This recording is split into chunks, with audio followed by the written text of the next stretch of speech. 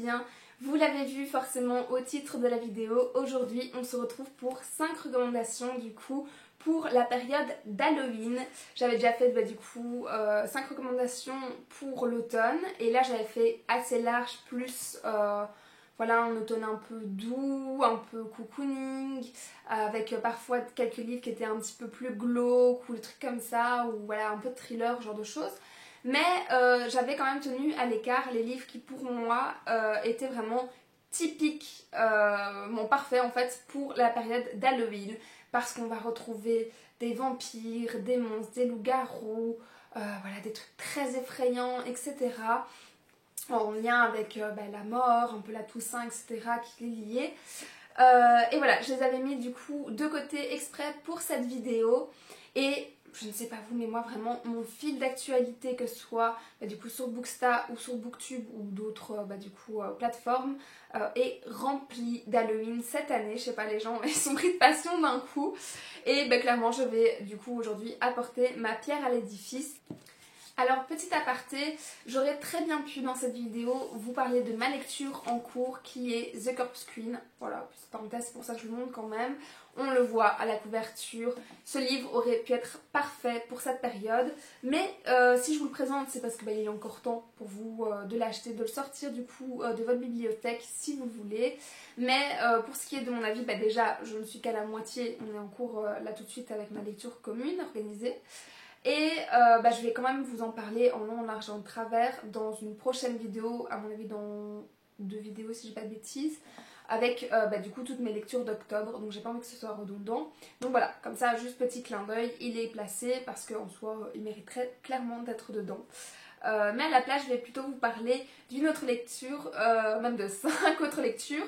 Donc vous allez voir, c'est 4 livres que j'ai déjà lus et un que je me réserve cette année pour Halloween, mais je vais quand même vous en parler, vous verrez pourquoi.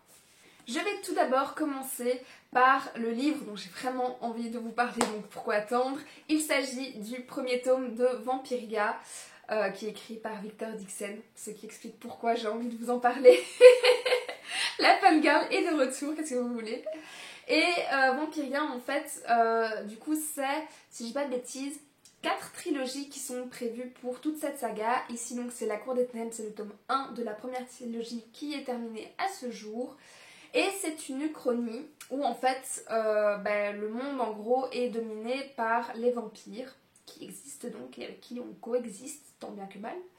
Et en fait, ici vous avez un petit indice avec La Cour des Ténèbres. Ça se passe du coup à Versailles parce qu'en fait Louis XIV, qui vous le savez sûrement, a toujours rêvé d'être immortel et l'un dans l'autre il est plus ou moins resté avec tout son faste, avec Versailles, avec toute sa postérité. Et voilà, est un personnage iconique du coup de l'histoire et encore plus de l'histoire de France. Mais voilà, pour le coup ici, il devient du coup vraiment immortel puisqu'il devient un vampire. Et tout Versailles en fait abrite ces vampires dans le sens où il est le premier vampire donc de ce qu'on va appeler la Mania Vampiria. Et c'est lui qui du coup va donner un peu son sang chaque année aux nobles qui le méritent. Donc il y a un genre de concours, des places qui sont réservées pour ça, etc. Et l'héroïne qu'on va suivre ici, donc je pense que c'est Jeanne Froidulac, si je dis pas de bêtises, qui du coup dans tout le roman quasiment va s'appeler Diane de Gasteffiche une fois qu'elle va s'infiltrer à Versailles dans le but de devenir du coup pas spécialement une vampire, mais de tuer par contre un jour le roi Soleil, qui est ici appelé le Roy, c'est écrit en fait en vieux français, donc c'est R-O-Y, donc c'est le Roy des Ténèbres. Je pense qu'on dit roi des ténèbres en fait. Et donc on va la suivre, c'est forcément une histoire de vengeance, vous vous en doutez, si elle ne veut pas juste devenir vampire, qu'elle veut tuer quelqu'un, voilà. Et en fait on tue en gros sa famille au début de l'histoire, je vous spoil rien, c'est les premiers chapitres. Et puis elle va devoir se rapprocher au maximum de Louis XIV. Et pour ça, elle va devoir intégrer Versailles, apprendre du coup aussi toute l'étiquette, etc. Et passer tout ce concours en vue de s'approcher au plus près de lui. Alors j'ai plusieurs choses à dire du coup déjà d'emblée sur Jeanne. C'est de vous prévenir que dans ce tome 1, bah, elle divise quand même beaucoup parce que Jeanne en fait c'est une anti-héroïne, clairement en fait. Euh, voilà, elle est froide, elle est calculatrice, elle est manipulatrice aussi, elle est même impitoyable en fait. Et bah, clairement on a du mal, en tout cas dans ce tome 1, bah, voilà, à s'attacher à elle parce que c'est clairement une anti-héroïne. Mais en même temps, moi ça m'avait pas tant dérangé dans le sens où je trouvais ça très cohérent en fait par rapport à l'univers dans lequel elle allait devoir vivre et plutôt survivre même. Parce que voilà, c'est un endroit qui est vraiment lui-même impitoyable. Il y a énormément de compétition forcément. Vu qu'il y a un nombre de places prisées, parce que voilà, c'est beaucoup de complots, beaucoup de choses un peu sinueuses qui se font en cachette dans le dos des autres, etc. De manigances. Et on est aussi un peu dans le thème de la royauté, en tout cas il y a les différents grades, les différents titres qu'on va côtoyer aussi. Donc j'ai bien aimé du coup le fait que ce soit crédible, qu'elle puisse survivre dans un tel univers sans y appartenir déjà de base. Et j'ai bien aimé aussi le fait que voilà, on la plonge dedans. À la base, c'est une petite paysanne, je ne sais plus si on dit une roturière ou quoi que ce soit. Mais en gros, une fois qu'elle arrive à Versailles, on va devoir apprendre tout nous-mêmes en même temps. Donc c'est vraiment un personnage miroir parce qu'on va devoir apprendre les étiquettes, les titres, ce qu'elle peut faire ou pas, etc. Enfin, il y a vraiment beaucoup de choses à apprendre à ce niveau-là. Et Victor Dixon nous donne toutes ces informations au compte-gouttes sans que ce soit trop lourd, trop dense, voilà, trop juste d'un coup. Par l'intermédiaire justement des apprentissages de Jeanne, et donc j'ai beaucoup aimé cet aspect là. C'est un parti pris, ça c'est clair, mais pour ma part en tout cas c'était un pari gagnant.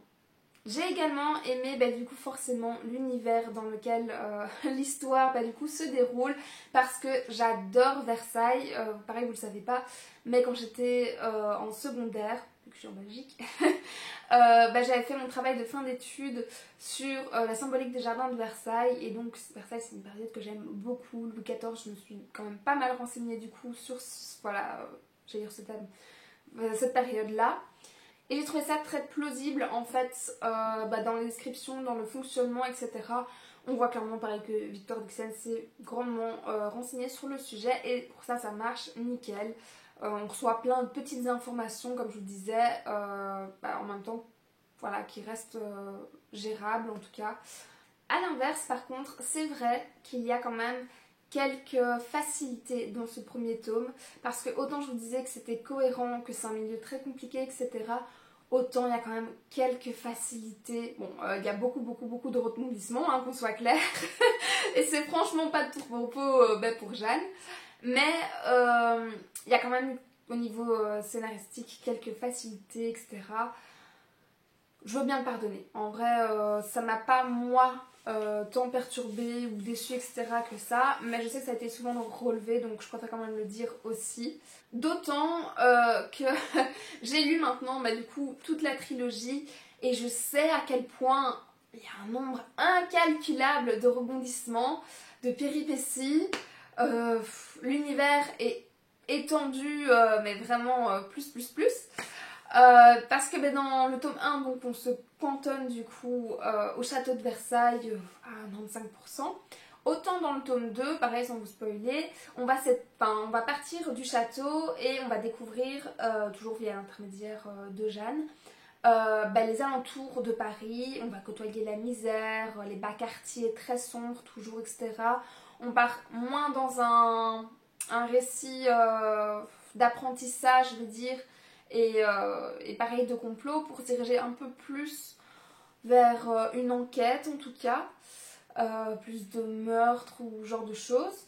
Et donc forcément il y a moins de jeux de pouvoir que dans ce tome-ci, donc autant on ne fait pas un virage à 180, autant on sent quand même 2 tomes distincts, je vais dire, entre les deux. Et pareil pour le troisième, là je vais vraiment pas vous en parler sinon je vais spoiler.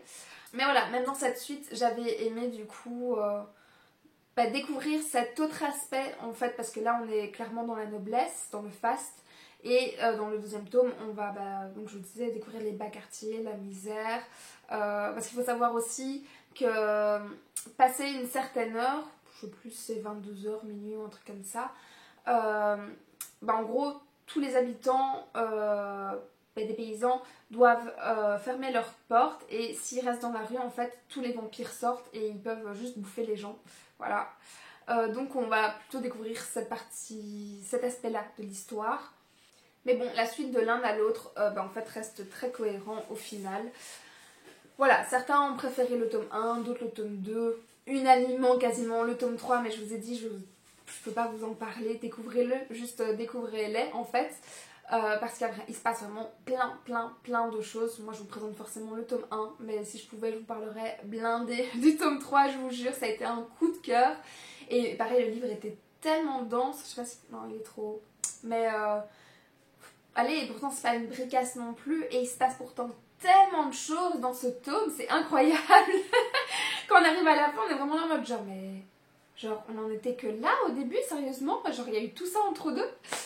Donc voilà, et pareil dans le tome 2, tout le monde est unanime, il y a un personnage qui s'appelle le Lord Sterling, qui est un vampire, et qui est un personnage punk absolument génial. Et rien que pour lui, vous devez aussi découvrir voilà, cette saga. Donc voilà, pour l'instant, je ne peux que vous conseiller le tome 1, parce qu'il faut bien commencer quelque part. Il est déjà très bien, hein. Je crois que je lui avais déjà mis... Est-ce que j'ai mis 17 ou 18? Je sais que pour le troisième, j'ai mis 18 sur 20 sûr. Je pense que celui-là, à la base, c'était un 17, je pense. J'ai un doute depuis. Je les ai lus il y a un an, donc j'ai un doute. Ou même 2 ans, je sais plus. Enfin voilà, et puis de manière générale, de toute façon, il y a vraiment plein de personnages hyper intéressants à découvrir. On ne s'ennuie pas une seule seconde, je vous disais, plein de péripéties, etc. Enfin, il est juste parfait. C'est une très chouette lecture aussi, parce que donc ça parle de vampires, d'où le fait du coup que je le mets pour Halloween. Mais on est très loin de la vision qu'on avait jusqu'ici avec Twilight. C'est ça que j'ai aimé aussi. C'est que Victor Dixon, du coup, je vais pas dire qu'il réinvente les vampires, mais en tout cas il propose un autre univers beaucoup moins romancé, ça c'est clair, et tant mieux pour moi, que ce qu'on avait fait jusqu'ici, c'est pas du tout une bitlite ou quoi. Donc pour ça je suis très contente que cet univers soit créé, et d'autant plus maintenant que j'ai lu du coup la première trilogie et le premier tome du coup de la deuxième trilogie aussi. Et voilà, maintenant que je les ai lus, j'ai encore plus envie de lire ces 12 tomes du coup de prévu. Parce que clairement, si j'avais pas aimé le tome 1, j'aurais été super triste de me dire qu'il allait écrire ça pendant 12 tomes et que j'allais passer à côté de 12 tomes, et donc passer pendant X années à côté de X années. Mais c'est pas le cas.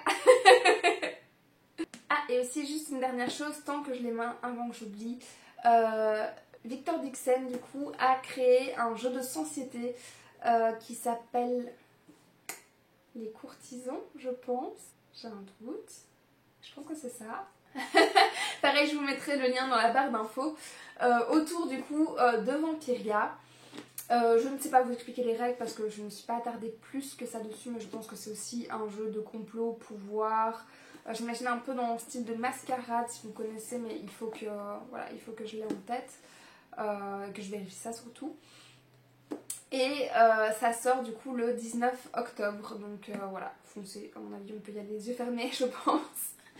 Et ça me permet aussi de faire une superbe transition avec le livre suivant. C'est bien. Qui est donc Les loups-garous de Tierce-Lieu de Paul Béorn et Silène Edgar. Ici, on part dans un autre registre, on ne parle plus de vampires, mais donc de loups-garous, comme le nom l'indique. Et vous avez peut-être reconnu du coup au tir des loups-garous de Tierce-Lieu que c'est le même nom que le jeu, qui est quelque part derrière cette caméra. Mais j'ai la flemme d'aller chercher. Et en fait, je pense que, si pas tout le monde, au moins 80% des gens ont déjà joué, ou en tout cas ont déjà entendu parler du jeu de société Les loups-garous de Tierce-Lieu. Et en fait, c'est quand j'étais à Montreuil que Céline m'avait parlé de ce livre et il s'agissait d'un appel à projet en fait des constructeurs du jeu de société pour en faire une histoire et donc ces deux auteurs y ont répondu et j'ai trouvé l'idée franchement sympa de voir quelle histoire se cachait derrière en fait ce jeu auquel j'avais tant joué et surtout, et c'est ça qui fait que je l'ai mis dans cette sélection j'avoue, parce que c'est pas un livre coup de cœur celui-ci, contrairement à la plupart des autres que je vais vous présenter ici aujourd'hui. Surtout donc je disais que je joue très souvent en internat, je veux dire avec mes internes du coup. Dans le secondaire, c'est un incontournable, surtout en cette période, parce qu'en fait on peut y jouer jusqu'à 20-30 si on veut, ce qui est excessivement rare en fait. Et donc dans ce livre jeunesse, on va retrouver donc forcément les personnages des cartes qu'on retrouve sur le jeu.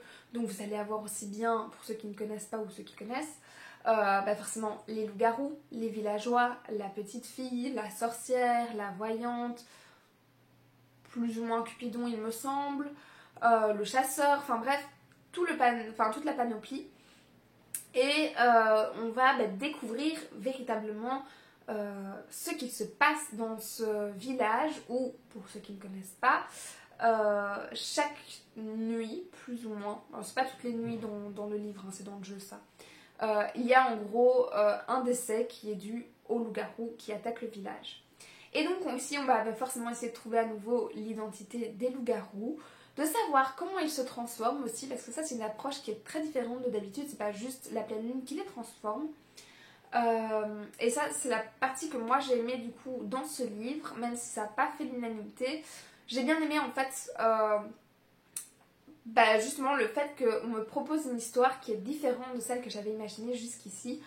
Et je dirais pas qui est plus complexe, mais juste qui est différente en fait. Et j'ai aimé forcément retrouver chaque personnage, les petits clins d'œil du coup à ceux-ci, de les voir évoluer, vivre en fait dans leur village, plus que juste quelqu'un qui ferme les yeux, qui se réveille, qui l'incarne. Voilà, j'ai aimé en fait c'est ça, j'ai aimé que ces cartes prennent vie dans ce récit tout simplement.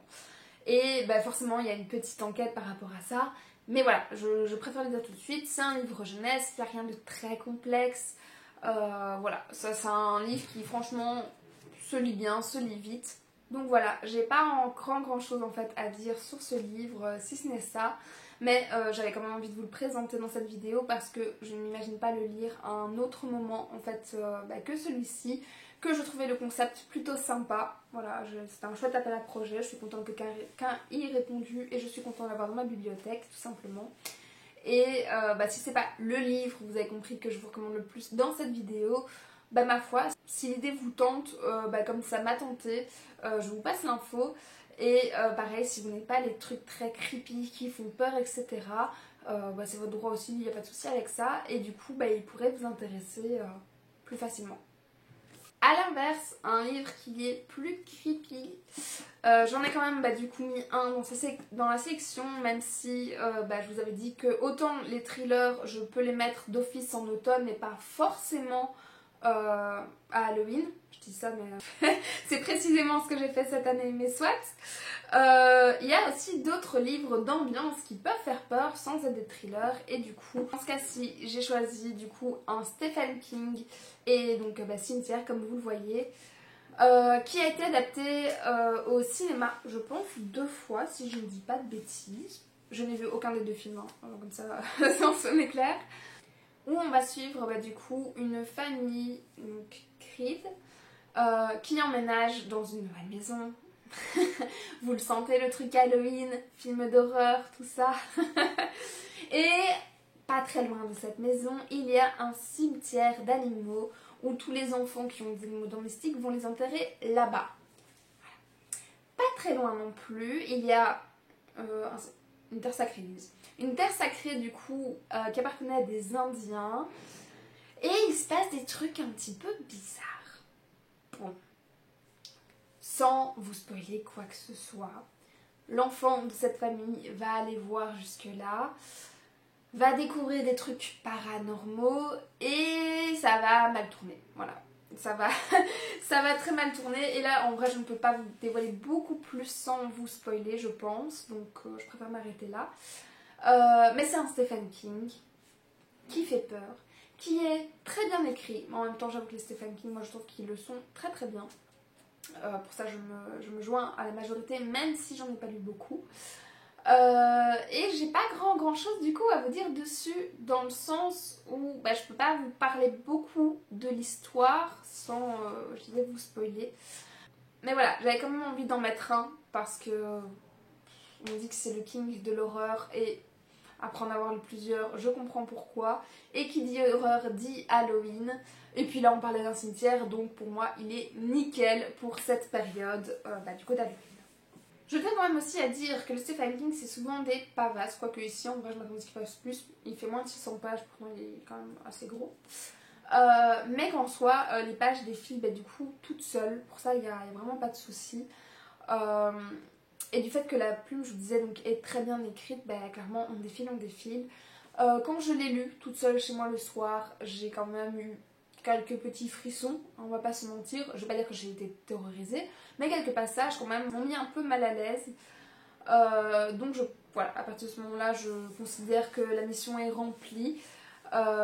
S'il y en a d'autres de Stephen King que vous voulez me proposer d'ailleurs au passage, n'hésitez pas dans les commentaires. J'ai déjà lu Carré qui me revient en premier. Et je réfléchis aux autres, mais j'ai oublié les titres. Donc voilà. Bref, si vous avez du coup des recommandations de Stephen King vraiment à mettre en priorité. Moi j'en ai beaucoup dans ma wishlist, mais j'en ai pas lu beaucoup, je vous avoue. Je prends jamais le temps en fait, de sortir cela simplement. Mais voilà, ils sont incontournables et je ne me voyais pas faire cette vidéo sans vous en parler, même si y a beaucoup de choses que je ne peux pas dire. C'est assez frustrant, hein, je vous avoue, autant pour vous que pour moi. Mais voilà, ça fait partie du jeu des recommandations, je peux pas tout vous dire. Mais bon, en tout cas celui-ci était un très bon cru et je vous le recommande. Par contre, un autre livre dont je peux vous parler beaucoup plus, c'est celui-ci. Oups. Il s'agit de La Faucheuse de Neil Chesterman. Et je peux vous en parler plus parce que j'ai lu toute la trilogie et même le livre compagnon. Je pense que c'était un 0.5 qui s'est annoncé. Mais en gros, c'était un livre avec que des nouvelles. Et par contre, ouais, petite parenthèse quand même, celui-là, donc le compagnon, je vous le recommande pas du tout par rapport aux autres. Parce que pour moi, c'était le livre de trop. Et en fait, c'est que des nouvelles. Mais c'est... Je le dis parce que c'est mon avis, mais c'est surtout ce qui est revenu en masse. C'est le livre à pognon, en fait. On avait présenté ça comme des nouvelles sur la plupart, du coup, des protagonistes qu'on retrouve ici. Et en fait, il y en a peut-être 2. Et elles n'avaient aucun intérêt. Aucune ne m'a passionnée. Je l'ai oubliée genre en 2 jours.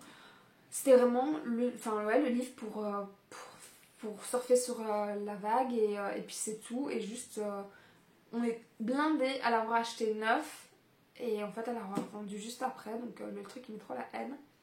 Mais bon, fin de la parenthèse. Pour le reste, je vous le recommande plus parce que c'est des coups de cœur. Et je le crie haut et fort. Alors, La Faucheuse, c'est une dystopie. Ce n'est pas du post-apocalyptique. Ce n'est pas un système de caste comme on peut retrouver dans les Divergentes, dans les Hunger Games, etc. Non, ici en fait, on est donc dans le futur et c'est un monde où simplement les humains ne meurent plus de vieillesse.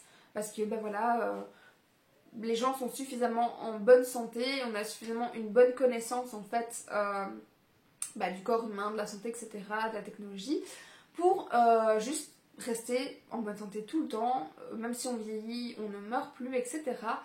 Et donc, on a les faucheurs, qui ont pour boulot de tuer en fait des gens, la population, suivant 10 critères, mais c'est 10 lois, pour simplement donc réguler le nombre total d'êtres vivants qui vivent sur Terre, puisque forcément ils continuent à se reproduire, etc. Et qu'à un moment il n'y a plus de place sur la planète, ça c'est clair. Et donc ici à l'arrière vous n'avez pas les 10 lois, mais dans les commandements on nous dit déjà: tu tueras sans aucun parti pris, sans sectarisme et sans préméditation. Tu accorderas 1 année d'immunité à la famille de ceux qui ont accepté ta venue. Et tu tueras la famille de ceux qui t'ont résisté. Ça, c'est les règles vraiment de base. Et on va suivre du coup dans ce premier tome deux apprentis pour devenir faucheurs, parce que chaque faucheur du coup va prendre un apprenti, et tous les ans je pense aussi, du coup soit ils ont réussi leur apprentissage, soit non, et pareil il y a un nombre limité de personnes qui peuvent devenir des faucheurs pour que ça parte pas dans tous les sens non plus, comme dans le sens que un faucheur doit tuer X personnes maximum et minimum à l'année. Et donc les deux apprentis que l'on va suivre ici s'appellent Rohan et Citra. Rohan c'est le garçon, Citra c'est la fille. Et je me rappelle, j'avais lu en lecture commune et à ce moment-là, on avait chacune une préférence, soit pour Rohan ou Citra. Mais dans les deux cas, on était d'accord pour dire que tous les personnages en fait étaient très bien construits. Et clairement aussi, on a adoré suivre leur évolution, leur apprentissage et même tout ce qu'il y avait autour de cet apprentissage du coup. Vous allez voir, il y a beaucoup de péripéties, mais à nouveau je ne peux pas vous en parler. De même qu'on était du coup unanime sur le fait qu'on avait eu un coup de cœur pour le personnage de Maître Faraday, qui est un des deux maîtres en fait du coup de Rohan ou de Citra, et qui donne du coup un enseignement de qualité, aussi bien du coup à son apprenti, mais surtout en fait à nous. Parce que c'est ça en fait. Au-delà de tout le reste, bon, j'aime beaucoup l'idée de base, hein, c'est pas ça, mais au-delà de tout le reste, ces livres sont vraiment écrits hyper intelligemment. Genre, de toute ma bibliothèque, je pense que vraiment, il est dans le top 3 des livres que je trouve intelligents, on va dire ça comme ça. Je sais pas si c'est très compréhensible, mais qui est vraiment très bien construit. Déjà, parce que il dénote vraiment avec le reste des dystopies. Pendant un moment, je vous avoue que j'avais cru avoir lu en fait plus ou moins tout sur le sujet, ça devenait un peu redondant, je connaissais les schémas par cœur, etc. Ici, il a vraiment réinventé le truc, quoi. Donc rien que pour ça, déjà, on adore. Et de deux, pour les réflexions en fait qu'il amène sur la valeur de la vie, les valeurs que on choisit de véhiculer tout au long de notre vie, la valeur aussi qu'on donne à l'importance de la mort, etc.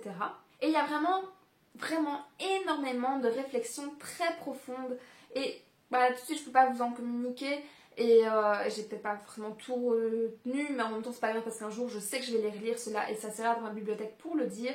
Mais voilà, c'est un récit très intelligent, vraiment qui donne énormément de réflexion. Vous n'imaginez pas le nombre de fois où j'ai juste déposé mon bouquin en plein milieu de ma lecture pour avoir un vrai moment pareil d'introspection. Et oui, vraiment étoffer ma réflexion par rapport au sujet qui était juste relevé. Et alors, un autre point qui montre que c'est un récit très intelligent, autant on avait des petits passages quand même un peu sanglants, un petit peu choquants, etc.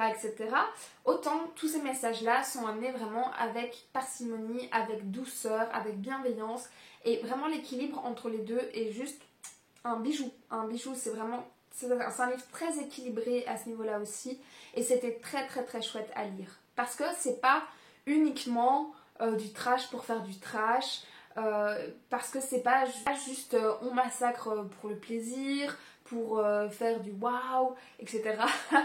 Non, voilà, vraiment, enfin, il y a vraiment la conscience de toutes ces choses, de toute la dignité, de qu'est-ce qu'une vie, du prix à en enlever une, etc. Mais vraiment plein d'autres questionnements sur la vie en général, et ouais, pour ça il était vraiment très chouette. Je ne vous parle pas non plus des cliffhangers, parce que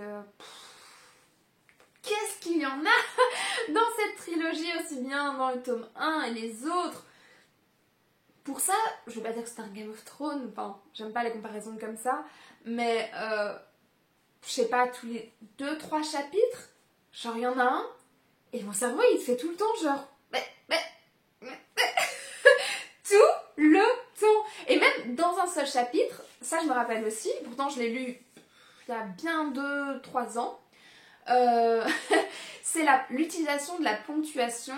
Et vous savez, parfois il y a juste une phrase qui fait une ligne très courte entre deux paragraphes comme ça, pour vraiment accentuer, et c'était utilisé mais avec brio quoi. À ça on voyait que c'était vraiment très bien écrit. Je sais pas si vous voyez quoi je veux parler, j'espère, mais ouais, qui donnait, je sais pas, il donnait du sens aux mots, une intensité, une ambiance, rien qu'avec cette ponctuation, c'était vraiment très bien joué de sa part. Et clairement, bah, cette utilisation de la ponctuation, d'un vocabulaire très précis aussi, très riche, sans qu'il soit bah, du coup imbuvable non plus, bah voilà, montrer une très belle maîtrise de l'auteur. C'est vraiment un bijou, je vous le recommande parce que je vous le dis, c'est un coup de cœur et rien qu'à vous en parler ici, j'ai encore envie bah ouais, déjà de les relire en fait. Alors que Dieu seul sait que j'ai 20 000 livres pour la période de l'automne. Mais clairement, un jour, je vais me les refaire parce qu'ils étaient vraiment d'une très grande qualité. Et pareil, bah, je ne peux pas forcément m'étendre sur les tomes suivants, mais je me rappelle que dans le tome 2, normalement, on découvre le personnage de Grayson qui amenait un autre point de vue plus spirituel, avec des questions ouais, de spiritualité, de foi, enfin, de religion, enfin toutes ces choses-là. Et il y avait aussi le Thunderhead, avec mon super accent, qui est du coup une IA, un genre de ouais, grand ordinateur on va dire, qui contrôle la justice dans ce monde futuriste, ce qui est plausible aussi, et qui du coup donne bah, un personnage qui amène une vraie neutralité et qui dit bah, des vérités, voilà, enfin ouais, des vérités neutres, je sais pas comment le formuler, mais qui mérite d'être soulevée et qui en même temps bah, ne prend pas parti, etc. C'est juste des faits, mais très marquants qui méritent d'être soulignés, quoi. Et voilà, il y a même, enfin, en dehors de beaucoup d'autres personnages, j'ai pas parlé de Marie, je crois que c'est Dame Curie qu'on l'appelle. Je suis plus sûre. Enfin bref, il y a beaucoup d'autres personnages qui méritent pareil d'être découverts dans ce livre et qui amènent tous en fait, si vous voulez, il y a le sujet et ils amènent tous un point de vue comme ça différent, qui éclaire différemment en fait ce sujet-là. Et c'était pareil, bah, du coup très bien construit, très bien pensé. Rien n'était laissé au hasard et c'était très enrichissant en fait comme lecture. J'ai été très étonnée de trouver ça du coup ouais, dans une dystopie young adulte au final et je suis très très contente de les avoir lus pour toutes les réflexions qui m'ont amenée, voilà tout simplement. Je ne sais pas comment vous le dire d'autre. Parce que pareil, je pourrais en parler pendant très très longtemps, surtout les tomes suivants. Surtout que pareil, c'est aussi une des rares sagas où j'ai un coup de cœur sur chaque tome. Ou même le tome 2, bah vous savez, souvent c'est un tome de transition. Ici, pas du tout, chaque tome se vaut. Chaque tome apporte quelque chose de supplémentaire.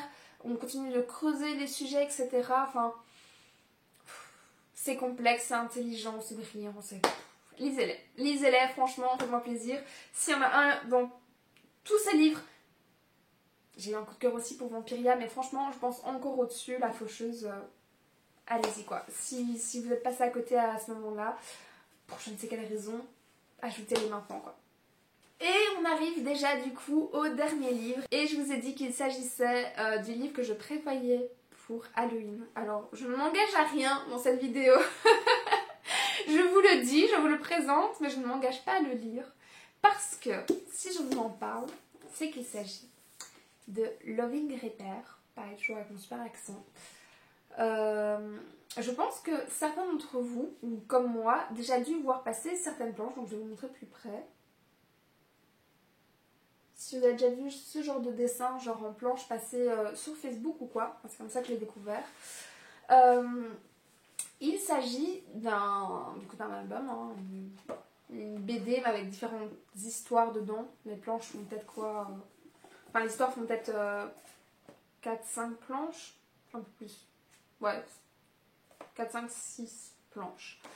Et dans chacune d'entre elles, pour ces histoires, pour ces nouvelles, on va découvrir... ça me fait mal au cœur rien que d'en parler, c'est la preuve que je suis pas prête, je vous jure.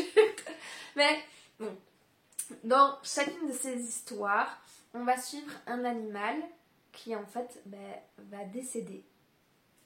Alors, si vous avez vu, je pense, la dernière vidéo, je vous ai dit que moi, la cause animale me tenait fortement à cœur.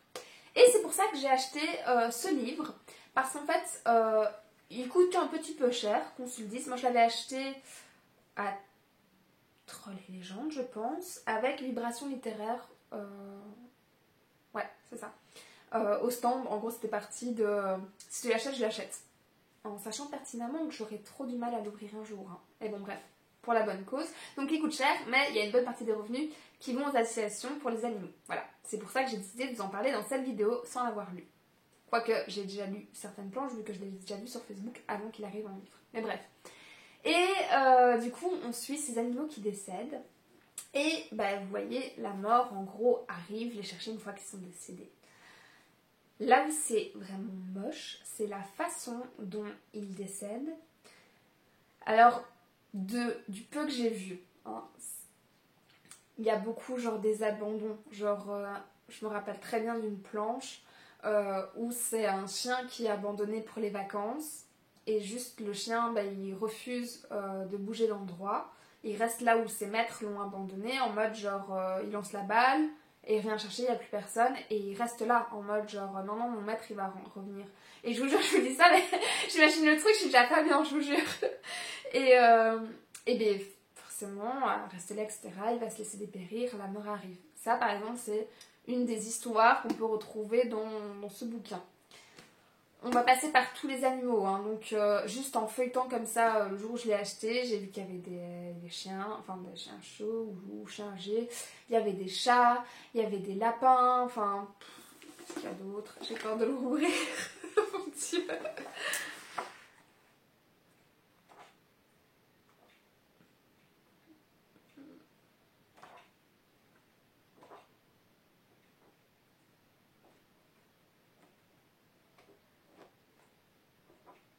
Ok, non, j'arrête. Oh mon Dieu. Oh, je suis pas prête. Je suis absolument pas prête à lire ce livre parce qu'il va me briser le cœur. Et qu'Austand nous ont bien prévenus que tout le monde pleurait des litres et des litres et des litres sur cette histoire. Et je n'aurai pas assez d'as dans un paquet de mouchoirs quand je vais vouloir m'y attaquer. Je l'ai mis, je pense, pour la deuxième fois d'affilée dans ma pile du coup d'automne pour Halloween. Parce qu'il n'y a rien qui peut me briser plus le cœur que ça, c'est la mort. Ouais, pour moi, c'est vraiment ça, c'est Halloween, c'est Toussaint et tout. Mais que ouais, les décès liés à la cause animale et surtout à ce manque d'humanité que des gens peuvent avoir à abandonner leurs animaux, à les maltraiter, etc. Vous n'imaginez pas à quel point ça me dépasse comme sujet et à quel point ça peut me toucher aussi. La dernière fois j'ai essayé de le commencer, j'ai lu une planche, je l'ai refermée, c'était fini. Je pense que je serais incapable de lire ce livre d'une traite. Et en même temps, je pense qu'il va me faire tellement mal que genre, je vais en lire 2 et après je ne saurais plus jamais l'ouvrir. Donc voilà, ça s'annonce très compliqué. Mais ça me tenait à cœur vraiment de l'acheter, ça me tenait à cœur aussi d'en parler aujourd'hui, de vous le recommander, voilà, de faire une parenthèse du coup pour les associations animales, les refuges, etc. De faire le petit message, les refuges sont complètement pleins en ce moment, etc. Et je trouve ça inadmissible. Enfin bref, de la bêtise humaine, de la cruauté, etc. Et bien tous ces thèmes pour moi peuvent facilement être liés à Halloween. Et donc on verra si cette année j'avance, en tout cas, le terminer je pense pas, mais que je réussisse à nouveau à l'ouvrir. Voilà, pour Halloween. Je sais même pas si je suis en train de mentir, hein.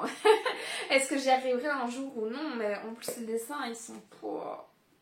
Enfin dans leur regard et tout, quoi, ça transparaît tellement. Ça va être compliqué. Ça va être très compliqué. Mais voilà, dernière recommandation du coup pour Halloween. Et voilà, cette vidéo touche déjà à sa fin. J'espère que cette sélection du coup vous aura intéressé. Parce que clairement entre Vampiria et La Faucheuse qui sont clairement 2 coups de cœur, je vous les recommande plus. Et j'attendais vraiment cette période de l'année pour pouvoir en parler et voilà, essayer de vous donner envie de les lire si ce n'est toujours pas fait. Que ça me tenait à cœur aussi donc de vous présenter ce dernier livre, vous l'avez sûrement ressenti, remarqué. Et que clairement un Stephen King pour moi est indissociable du coup de cette période. Je vous ai dit, on l'appelle le King, donc ça me paraissait évident à un moment d'en parler aussi. Et oui, effectivement. Je vous le vends mal, hein, mais non, je trouvais très chouette aussi l'initiative des loups-garous de Tire-ce-Lieu. Donc voilà, je voulais souligner ça aussi. L'un dans l'autre, j'ai eu envie de souligner chacun de ces bouquins. Et n'hésitez pas non plus de votre côté forcément après à me faire des recommandations pour Halloween, de ce que vous aimez lire à cette période-là. Est-ce que ça va être plus des thrillers, est-ce que ça va être du coup plus des romans d'ambiance, de la Dark Academia peut-être, etc. Voilà, donc n'hésitez pas à me dire tout ça en commentaire, ça me fera très plaisir. Et pareil, comme d'habitude, si cette vidéo vous a plu, évidemment, ça me ferait plaisir aussi que vous vous abonniez, que vous le partagiez. Parce que oui, c'est pas que être abonné, commenter ou quoi, le partager sur les réseaux, ça me fait très très plaisir aussi. Et voilà, sans vous obliger quoi que ce soit, vous le savez bien. Mais voilà, j'ai plus qu'à vous faire du coup plein de bisous et vous souhaiter d'ores et déjà un joyeux Halloween.